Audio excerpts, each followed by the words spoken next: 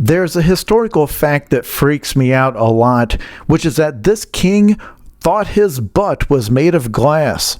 This was King Charles VI from France. He ruled in the late 1300s to the early 1400s. He's one of the first people we know of to suffer from what is known as the glass delusion. And it is exactly what it says. It's people who have a psychiatric disorder that convinces them that their bodies are made of glass. And among the people who suffer from this, there's a specific belief that their buttocks are made of glass and that if they sit down too hard, their butts will shatter. King Charles lived his life covering himself in blankets and iron bars to keep himself from breaking. But what freaks me out about this is that this belief was contagious and it lasted for a couple of centuries before all but disappearing. After King Charles, it became somewhat common for people in the upper classes, specifically nobles or aristocrats, to think they were made of glass. And when you try to read about why this happened, experts mentioned that glass was a new exotic material at the time. People even saw it as having magical properties, so it's kind of the way now people have delusions that they've got microchips in their heads.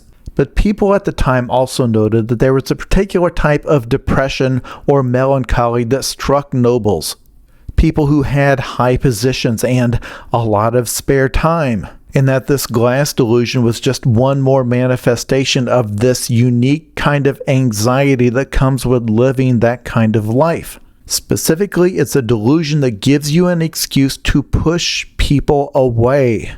And once you start seeing yourself as fragile, you now have an excuse to not do anything or engage in anything. And once you see yourself as fragile, that becomes your whole identity. Everybody notes that the glass delusion all but disappeared in the 1800s, but my question is, did it? I feel like there are some people out there who, once they were introduced to the concept of trauma and the concept of trauma as something that permanently damages your body, I feel like they reacted to that in the same way that these people back then reacted to the idea of glass. I am not a doctor, I am not diagnosing anybody, but it seems like the way some people talk about their psyche, they describe it as being something so brittle that it will shatter on the slightest contact. And it seems like they use that same idea as the basis to create distance between themselves and everyone else and every human experience.